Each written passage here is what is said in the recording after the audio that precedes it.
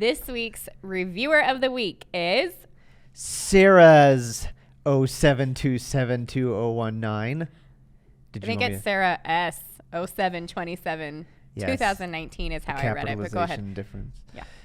Yeah. Punctuation. Maybe the big S was for more than one Sarah. Like they wanted you to know there's a lot more. There's a lot of Sarahs in that house. Sarahs. Mm-hmm. Very good. My favorite pregnancy resource! Exclamation. Point. I am so happy my sister-in-law shared this podcast with me. How cute. When I was newly pregnant, I was feeling overwhelmed with all the things to research and nervous about the labor and birth processes.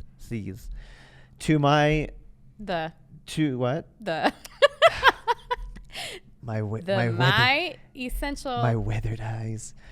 The My Essential Birth podcast helped provide me with all the information I needed, and in such a fun and engaging way, too. He's back. The more I listened to the podcast, the more confident I became that I could do this. I just had my first baby 1 month ago today, and it was a successful unmedicated birth at a birth center, which was what I had been hoping for. Hoping for? What I've been hoping for. Definitely one of the best experiences of my life, and I went into it feeling so prepared, all thanks to this podcast. Isn't that so true? I think it is. I think that's why she left it. It's because it's true. It's so true. Sarah, you're awesome. Sarah's. I think all of the Sarahs that left this review, I think probably the best part, my favorite thing is when you guys come back and you're like, remember those things you talked about on the podcast? I learned from them. I did something with them, and I had this great birth. That's like my favorite thing, right? Because stuff that I did with those things. Because otherwise, it's just was information. Ideal. I mean, you can talk and like even reading all the books or watching all the birth videos, just looking at it and listening to it. That's all great stuff. But when you put it to use and you actually make an incredible birth out of it, that's what matters. That makes the difference. So I love it. Keep these coming, you guys. I have kind of a fun. So first of all, I have my husband here. So speaking of fun, and I get to have my sweet little baby boy. He's 8, and you have something in your teeth. But my little guy David gets to be here with us. I don't know that you're necessarily going to hear from him. You might hear some giggles in the background. Or just have him say hello. Dave, do you want to come say hello? I'm good. He's good. He said he's Can good. I do that? No. Oh, okay. No, you're stuck for the duration. Oh, good. But if you guys do, so I haven't really announced this. Anyways, there is a My Essential Birth YouTube channel. And so if you happen to see this podcast on that channel, you can see my little guy laughing along with us. Hopefully we'll all be having a great time. No. This week we're going to talk about a real downer of a topic. Pregnancy, birth, and postpartum care. Oh, I'm just kidding. What moms need to know. And I thought it would be fun to bring in the husband's point of view, kind of like, this is what you need to know. Here's how husbands can support. Also, this is what dads think you should know, and this is how they can support. It's a topic that I really want to cover because I know it's really useful information and going to be good for all of you that are listening. It's kind of like, what do you really need to know? And if you're thinking of, so this is kind of back to the My Essential. No more BS. Let's cut the crap. Just what you need to know. Well, that's for the guys, right? So these are like your essentials, right? Like that's even the one throughout, where you have like the cover of it has your arms all folded. You're kind of kicked back, looking up with your head out, looking serious, you know? I thought that was somehow I managed. That was it too.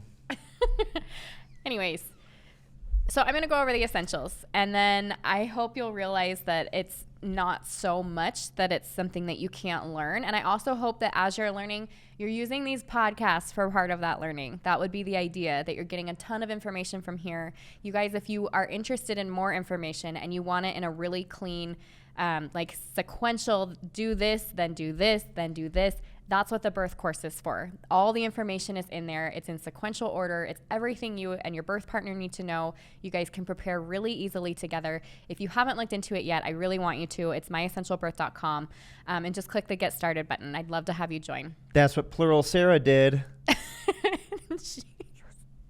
Anyway, so the whole point is, like, I hope you become more confident and prepared and knowledgeable, because that makes an empowered birth, period. And when you have that, you feel really good, right, sweetie?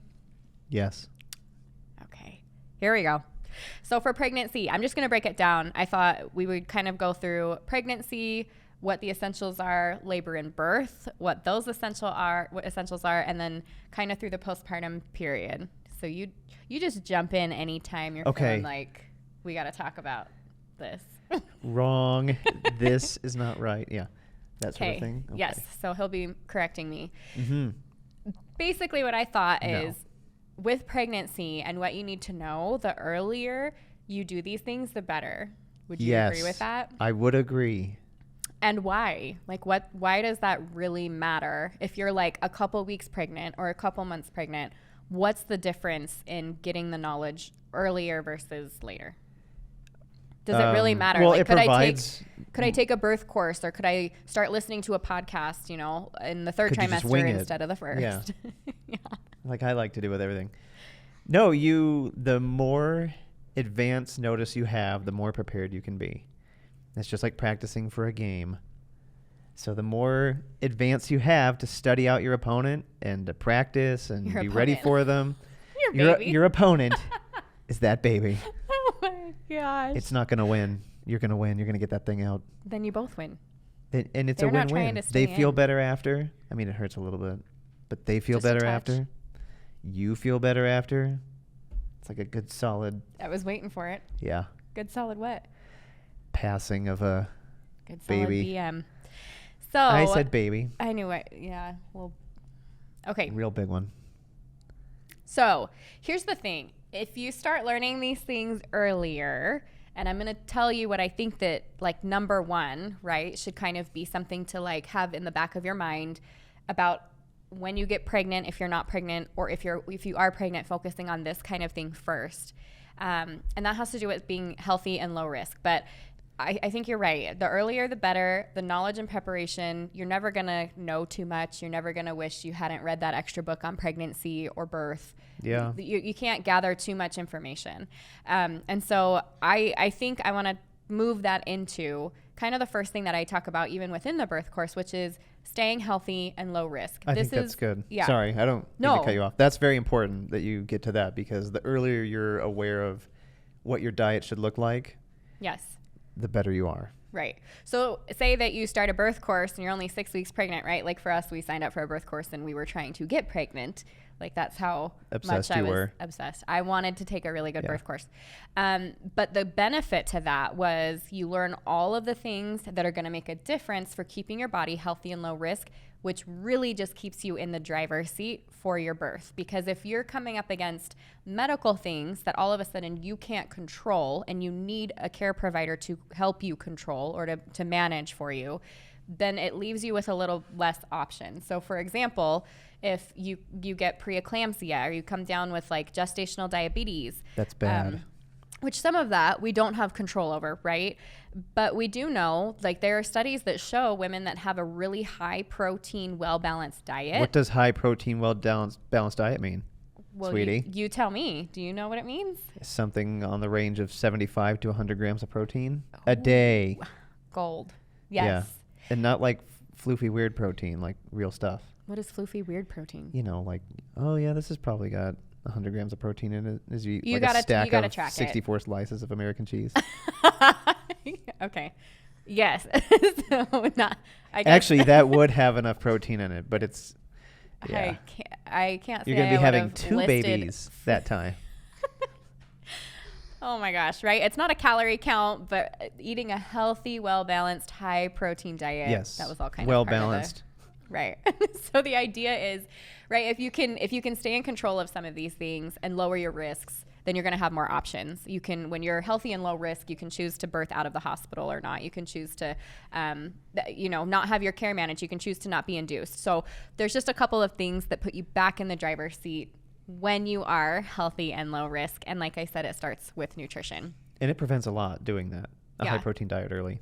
And there is more information, I think what I love or what is very important to me is that things are evidence-based. And so there is more information coming out now, more studies coming out now that are showing those levels are even higher than we thought that they were. And so within the birth course, this 75 plus grams of protein is based off of a Harvard study from quite a while ago.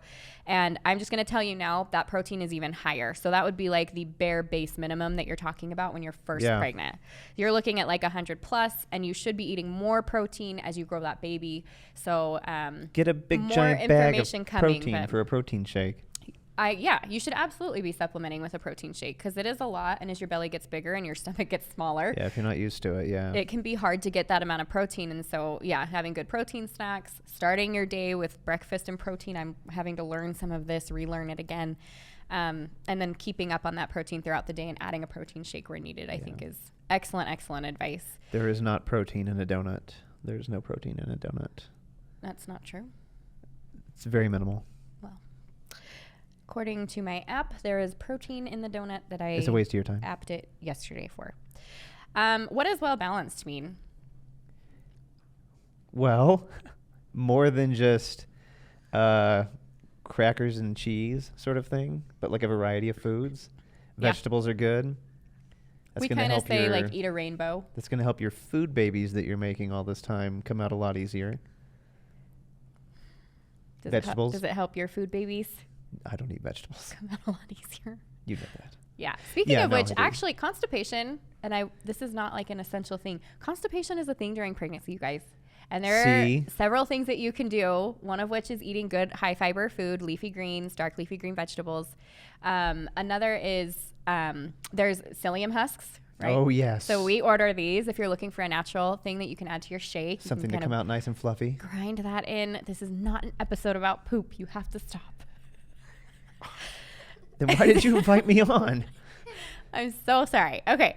So psyllium husks, another one is magnesium citrate. So there's some things that you can take that help things move a little more instead of just a stool softener, which during my first pregnancy, I absolutely did take because of not having good knowledge and then having some issues. So, okay, work on that, well-balanced, all that stuff. Now who's talking about poop? Along with that, it's in context, 100% in context. Okay.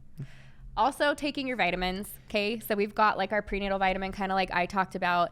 The one that the provider gives you that's a once daily, that's great. That's another one of those bare minimum things. If you're looking for something a little bit healthier, they are probably a little bit pricier, right? Like even the prenatals, I think were covered on insurance. And so I understand if that's a thing. But you want to look for something that's not necessarily a once daily because not all of those things can be absorbed at once and you need a little bit more than what would be offered in a once daily. So looking for something that's not a once daily and a little bit healthier, there's a bunch of different options. Whole nutrition is always best. Like getting vitamins and minerals from a variety of foods, vegetables, fruits, meats, all those sorts of things is best. Supplements are just better than nothing.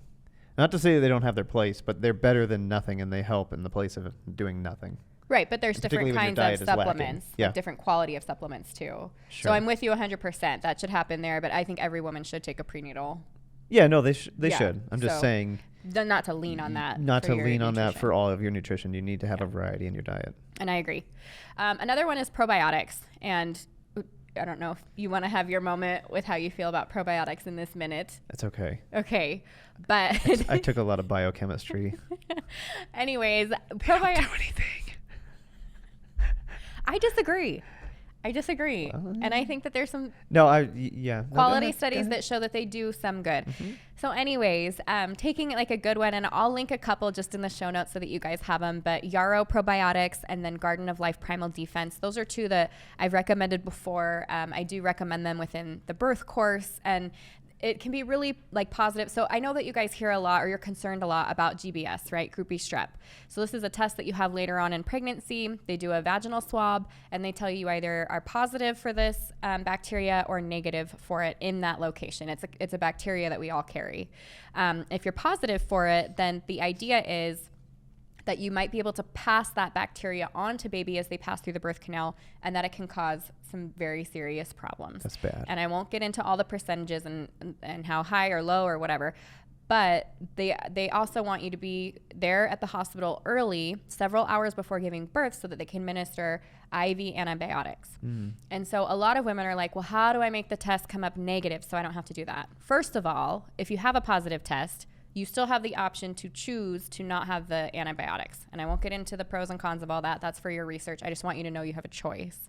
But secondly, a lot of what I hear is like, oh, can I like stick a fresh piece of garlic up there for a day or two? Wow. Before I take the test. And here's the thing. It's actually been proven that it can make it negative, but it doesn't stop you from being positive. Right, from having GBS. From actually having it. And so if you're someone that knows, no, if I test, if I really do have it at the time of birth, like if I knew that for myself, if there was a way for me to know that I had it, that I would choose to have the antibiotics, then I highly recommend you don't do something like that.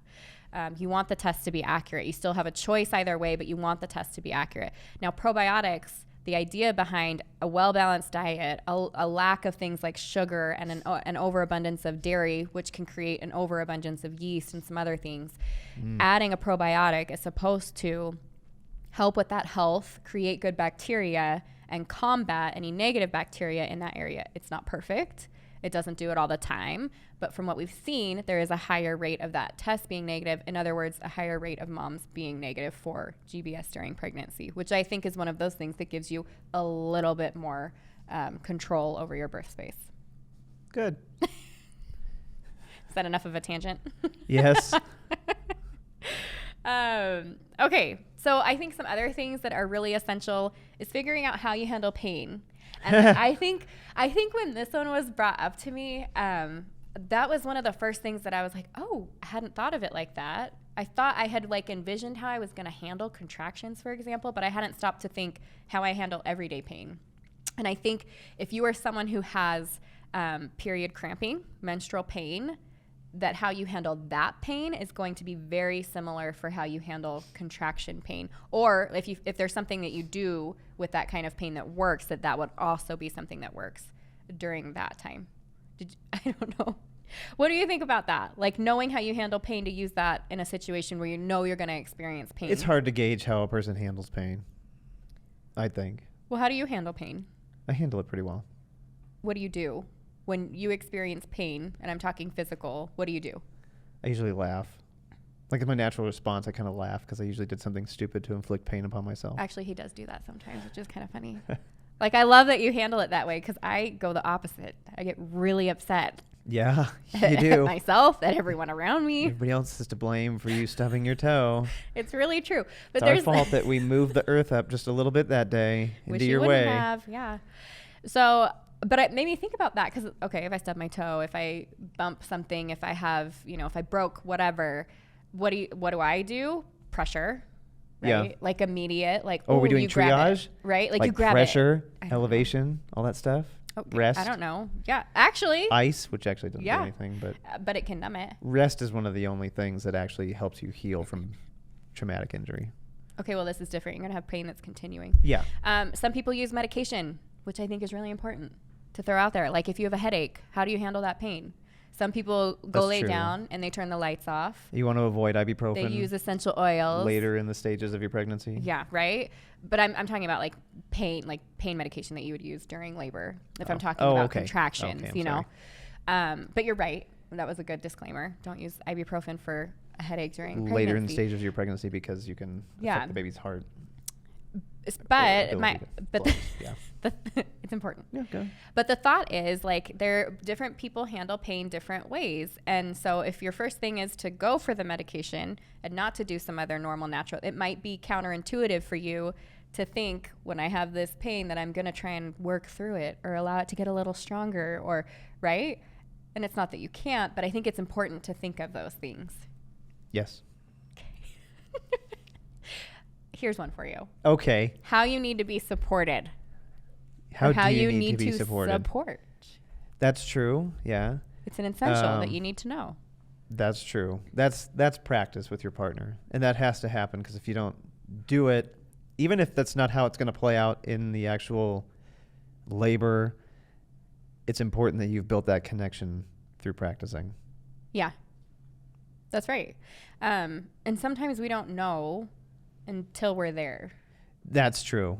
Everything that you'd practiced and thought was going to be great, and then you get there and it's like, don't ever do that to me again. But thankfully, you have all the tools going in, whereas the other way is kind of what we did the first time, right? We didn't have any tools, and then we also didn't know, like I didn't know how to ask for what I needed. You didn't know what I needed.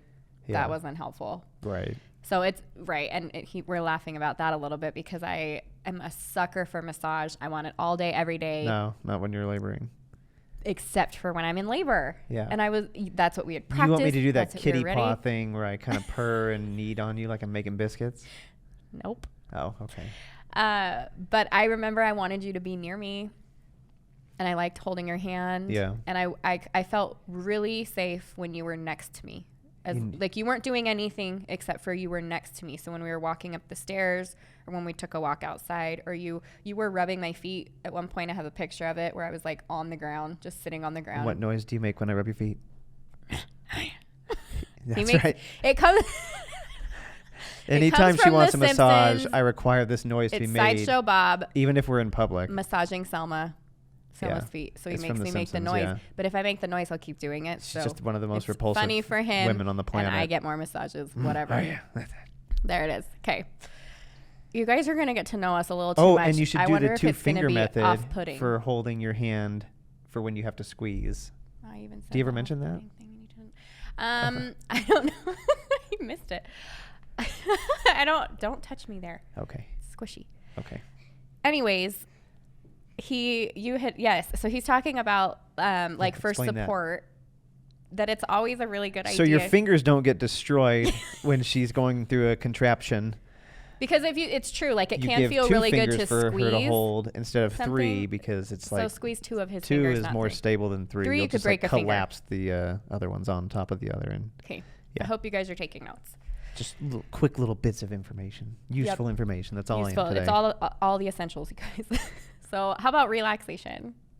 That's totally something that we practiced. We practiced, a lot of that where I was And meditation. meditation and kind of hypnosis sort of thing in a sense. And then when it came down to it, when you were laboring, you didn't want that. But it was really important that I learned how to relax myself. Yes. I didn't want any of that, but I utilized all of it. Yeah. So, that was something that we did together. So it looked like, do you remember what it was like? I do, yeah. You mean the way that I would make you picture something in your mind and all Yeah. these So different it would things be at night Yeah. before we went to bed. The lights would be out. I'd be laying on my side. Yeah. And what would happen? Oh, I'd have you start by counting down. At certain points, well, it sounds silly, but so depending on how you do it, at certain points, you'll either have them picture an image or an object in their mind, a 3-dimensional one, or it can start out 2-dimensional, and then you instruct them to focus on that image. And after they've held it for a little while, you change the image somehow so it becomes more intently focused on. So you can change the color of it. You can make it 3-dimensional. In my case, I usually made it 3-dimensional, like a sphere or something like that. And then from there, I started adding texture to it, so it'd get a little more high resolution, a little more detailed. And then from there, I'd have it moving or go into motion, so it becomes a little more detailed, a little more high resolution, these things that you start focusing on. And then I'd also be kind of massaging through your forehead and doing pressure points of relaxation, just kind of getting you used to what that feels like, me taking away like pressure like right between your eyes on your forehead and kind of pushing it away towards your temples. He's very good at this. And then It's a talent. on your It is. and then I can put women to sleep like you wouldn't believe. You put me to sleep. Like Yeah. I don't know that's Well, that's like a slight of a talent, Slight. as I'm doing now to most of your audience. And so anyway, yes. Or I do it on your head, like the middle of your head, and I would just follow like points or meridian points on the body that kind of go towards relaxing areas. And then I'd have you start counting down. I'd put you, in my particular case, I would put you in an elevator. Not every time. Not every time, we but did it sometimes. once, and you weren't allowed to do it again. Oh, it was a little too much. It was too much. It was too intense. How But many I would put you in floors an- did you take the elevator up? I don't know. No, it's down. You take the elevator down. Well, you started And you doing get down deeper and after, more relaxed after with you each took me into level. a glass elevator, like 20 stories high. No. So when you're imagining things, you're trying to relax. Yes, it was glass, and it was super high. Anyway, so usually you go down, and as you go down, you get more and more relaxed until you open up into like a nice, peaceful area at the very bottom floor and let them out. And those were really relaxing. And I actually have a meditation within the course that is something kind of similar, not really, but it involves taking you down deeper like that, and it really does relax. So. Also, whenever I tell her to crack her knuckles, she starts clucking like a chicken. That's how effective the hypnosis was. It was not the case. Really? Do we want to show everyone? Yeah, go ahead. I'm just kidding. Let's see what happens. Crack your knuckles, sweetie. I can't. Just kidding. Anyways, we did labor rehearsals too. I think but it wasn't real. I know. I'm just kidding. We did labor rehearsals too. And I liked doing those. I don't know about you, but I liked pretending that I was in labor and acting as if, like, what am I going to do? How am I going to breathe? How am I going to lean on you? So those were helpful for me. We talked about meditation. I think the knowledge side of it, and this is kind of where, just as we had talked about, kind of knowing your options, having the knowledge behind the decisions that you're making to be able to create the birth that you desire, and then having a provider that supports that birth. You have to know what kind of birth you want before you can decide if that provider is going to be the right one for you. And so I think it is essential. I think it's something you need to know for your pregnancy, that you can change your provider at any given time. Yeah. Anytime. And I mean, if you're hearing this and you're 37, 38 weeks and you're like, this podcast sounds really good to me, the things that they're saying here, my provider and I aren't on the same page, interview another one. It doesn't matter. It's okay. Get a new one. You will meet nutso doctors. And the difference is, and you know what, even if you're not sure, even if you're like, well, he's kind of on board, interview another one anyways. Because it won't be until you have the contrast that you're able to say, oh yeah, for real, that I wasn't getting what I needed there. I need this. He wanted to lock me down in like a dark little closet or something weird. What? I don't know. Providers can be nuts. Okay. They're people too. Don't forget, they're people too. And you know how nuts you are. So. Well, I know how nuts my husband is. Wow. Okay. Figuring out what you want, knowing what you need to practice, what tools to use during labor, kind of just all that knowledge part. I think those would be my top essentials for what you need to know for pregnancy. And I kind of threw them all together. So if you like really want me to go through, I think you should probably check out the show notes that are going to be for this podcast. But basically it was the knowledge and preparation, which is going to be part of pregnancy, labor, birth. All of that is going to be included. You'll have knowledge and preparation as my top essential for all of those. And then I want you to think about staying healthy and low risk. And so preparing for pregnancy earlier. And then we talked about kind of those things that you can do together or should be doing together with your partner, understanding how you handle pain, how you need to be supported. And then we talked about relaxation, labor rehearsal, meditation, and then the knowledge that goes along with being able to create a birth map that works for you, find a provider that's going to support everything that we put on the birth plan. So I got a little crazy there. So I wanted to kind of sum that up. Okay. For just a second. All those things. All those things. So, well, it's what do you need to know? And I think those were all on the need to know list. There's a lot of need to knows. Well, there's a lot more than that. This could be like a 24-part episode. But if you only knew those things that I put on there, I still think that I think if you, I don't know. It's the bullet point version that makes you want to learn more anyway. So yeah. That's good. And I think you cover all this in your course anyway. So. Absolutely. Okay, that and more. Labor and birth. So I think something I talked about, best birth positions. I think that is a really good thing to know. If you don't know the different positions to practice and to try to get in, it's awkward during like, oh yeah, let me stick my leg up on this chair. Why are we doing this again? That doesn't feel good.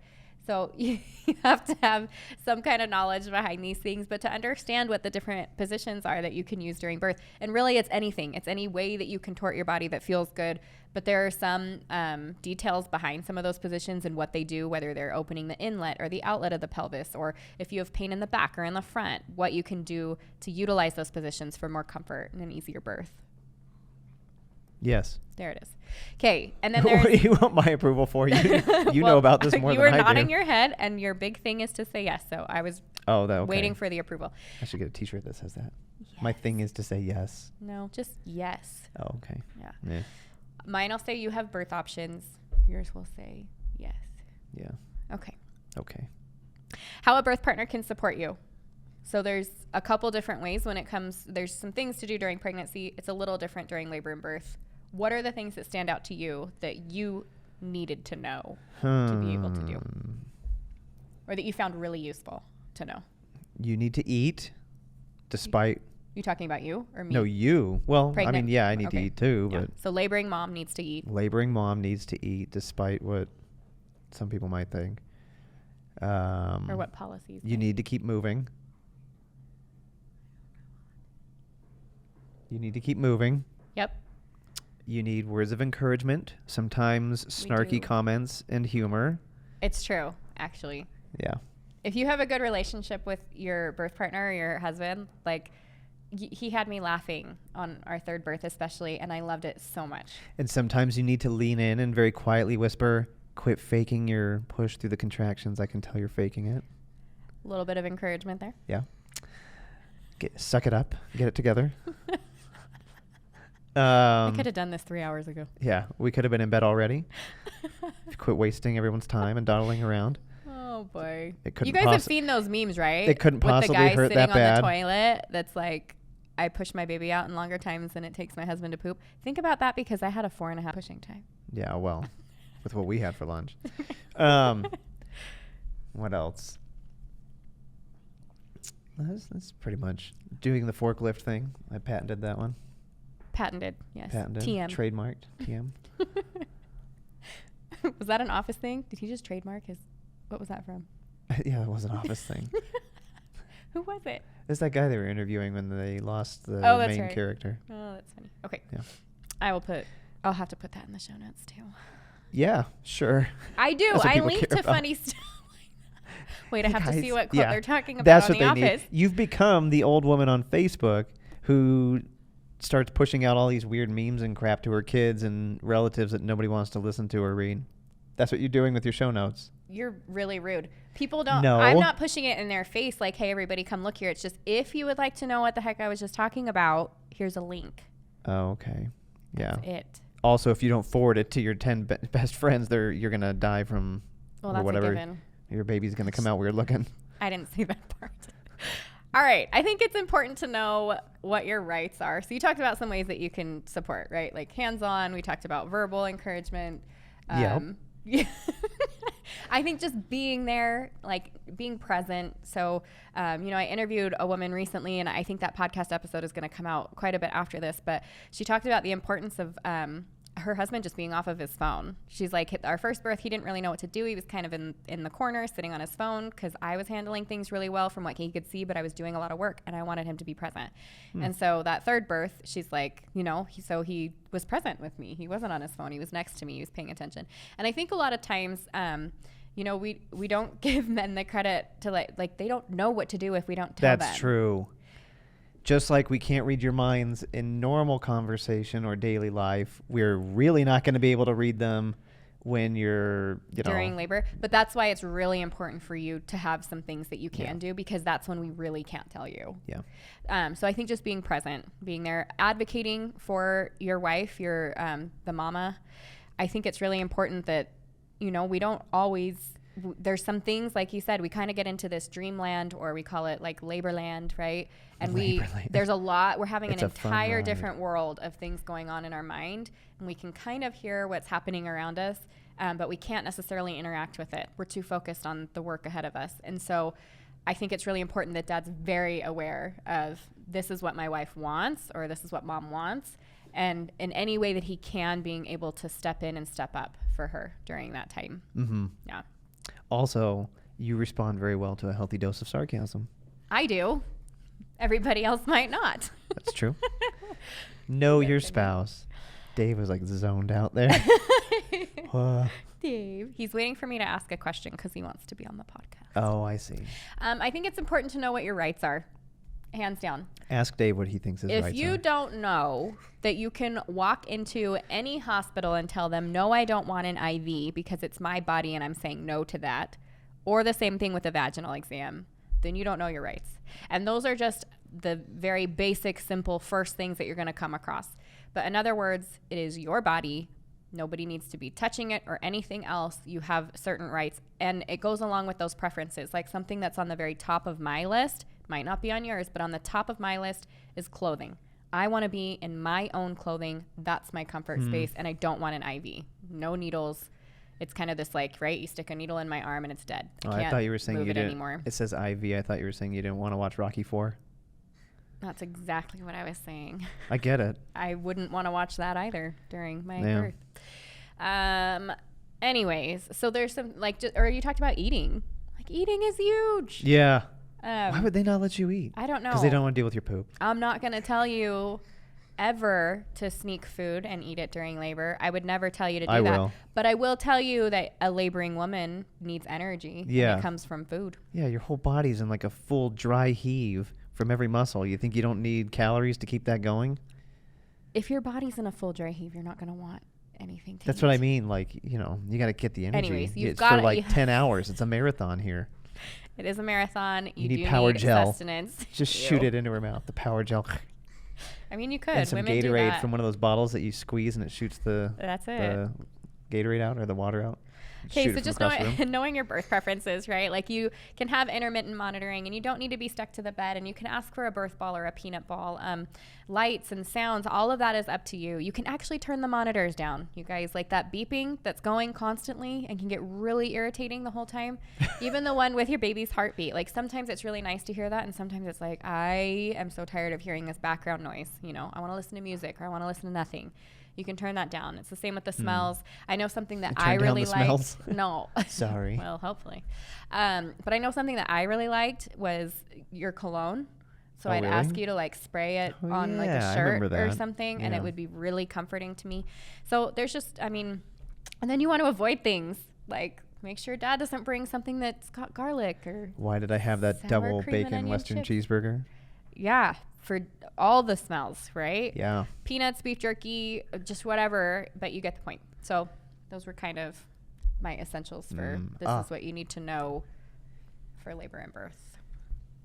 Dave, did you want to add anything to that? You'll have a baby. Okay, now go sit down. All right. All right. Good work, Dave. Joe would have said it. Oh, he'd be very serious. I know. We should have Joe bring him and do a podcast. Oh, wait. No, I'm just kidding. All right, let's talk about the postpartum. Fun. Of what you need to know. And postpartum is from the time that you give birth to the baby and that baby is put directly on you to Baby's here. We say like the 6-week period till you see your provider again till forever. I'm going to talk about some things that are really important to know, but I think understanding that postpartum is forever after you have your baby, and some of the conditions maybe that we think negatively about or that we're concerned about that we're going to talk about, that those shouldn't maybe last forever, and so what to be aware of. But I think number one is you need to know what your preferences are, because if you don't know, just like I had talked about in labor and birth, that you can say some things yes or no to some things, then they will just happen to you or happen to your baby. And so the first one is after you give birth to your baby, so your baby is completely born, the first thing they're going to worry about is cutting and clamping, or clamping and then cutting the baby's cord. Mm-hmm. You don't have to do that. You can wait. You can do something called delayed cord clamping. Gives your baby the rest of their baby's blood. You know, if there is a reason that they need to, work on baby right away or whatever, I know in the hospital setting, they immediately clamp and cut. But I will tell you that at home births, even in emergent situations, they actually leave baby attached to the placenta. So I think some of it's policy, I think some of it's practice, how your provider practices, but it is an option. At least until age 5. Yeah. And then there's the active management of the 4th stage. So this is something that women don't know that anyways. After you give birth to your baby, you also have to birth the placenta. So baby is done, they're out. You also have a placenta that needs to come out. Yum. Yeah. Actually, some women I do know. eat it. I know. So with that, though, there's something called active management of the 4th stage, or as soon as baby's born. And what that looks like in a hospital setting or out of hospital setting, if this is how they practice, is that they'll give mom a higher dose of Pitocin, a shot of Pitocin. So if you've had Pitocin and it's already in the IV, or you have an IV, they'll give you a bag of Pitocin.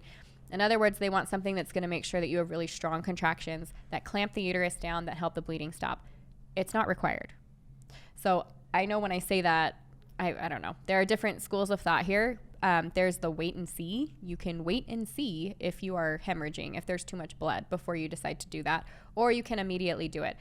But you have a choice, and you can talk to your provider about that. There's different reasons for it. I won't get into all that. I just want you to know that you have an option there.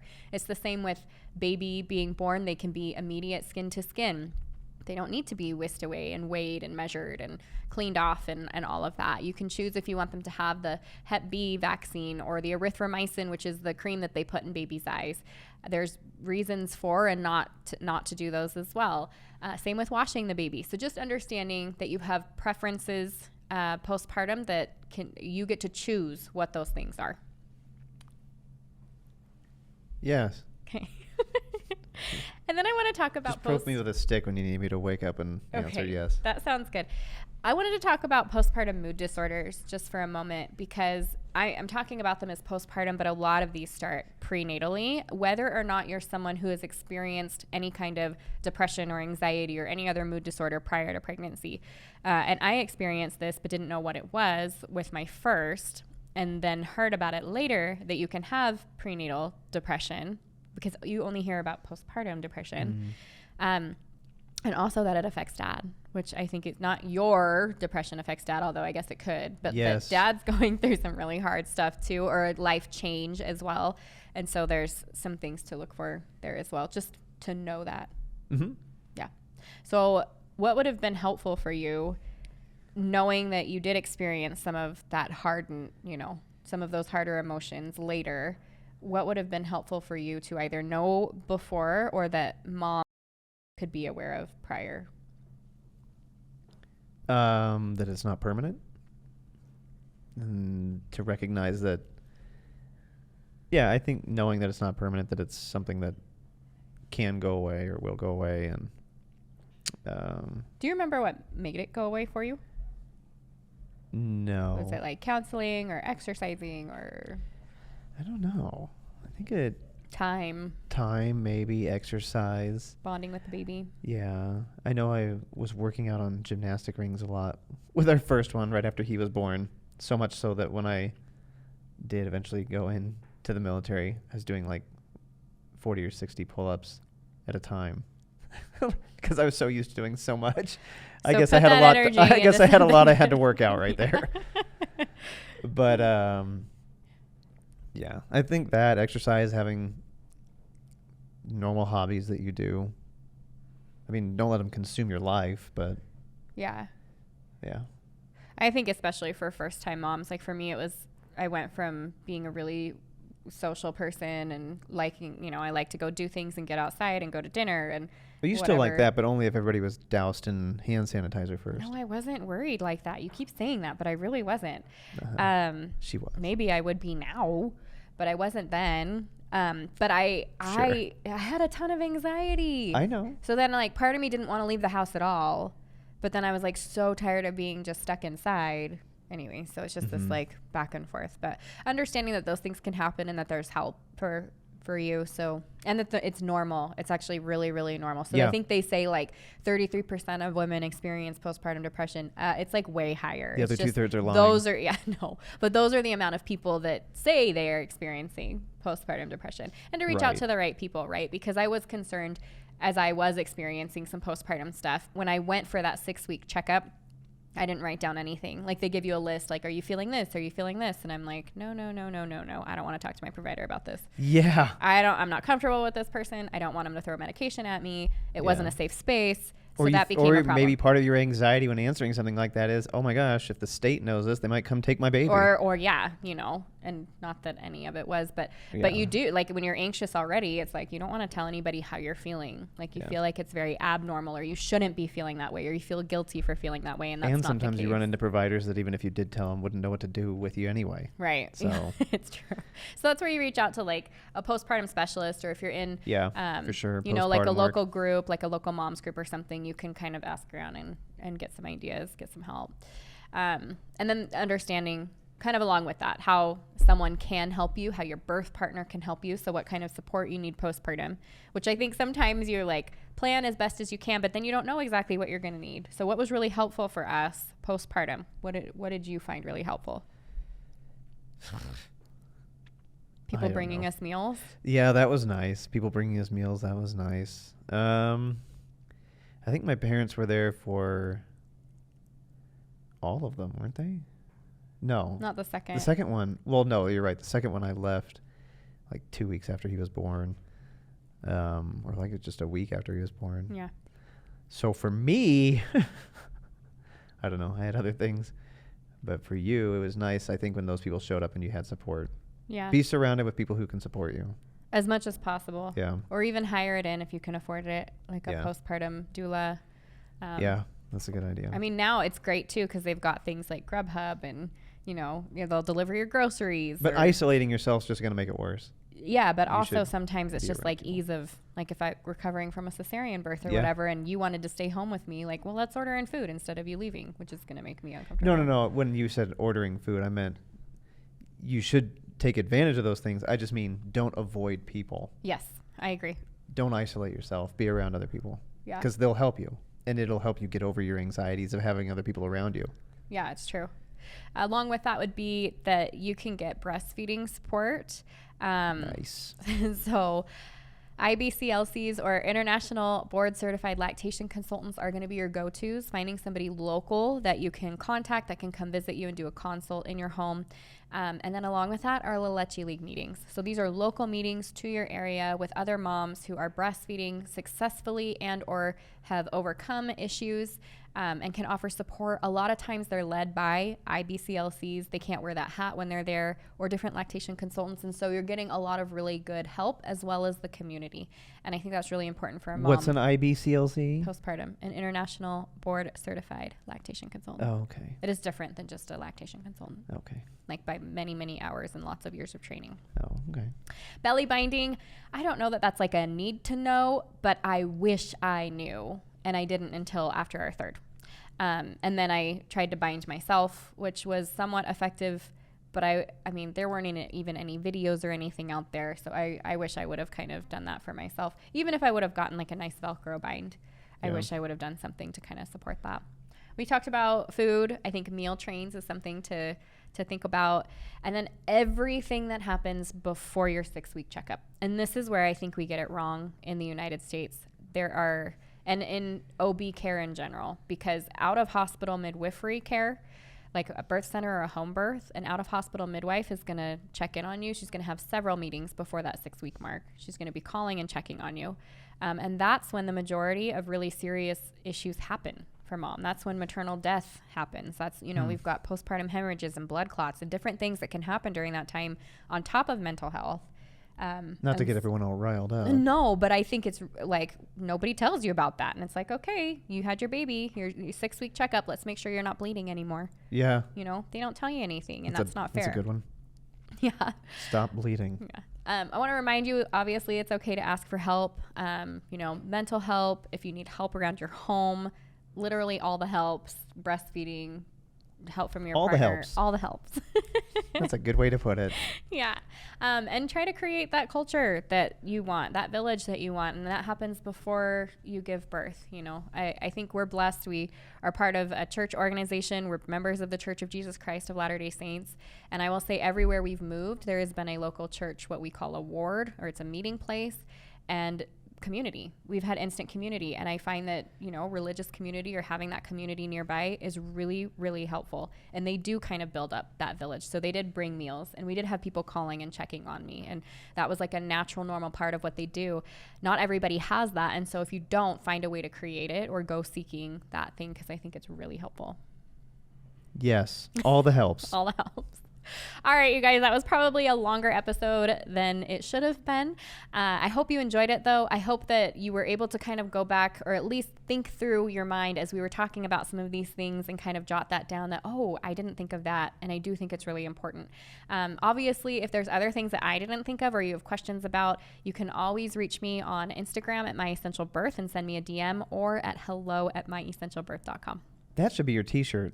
All the helps. We're not getting over that one. Yes. All the helps.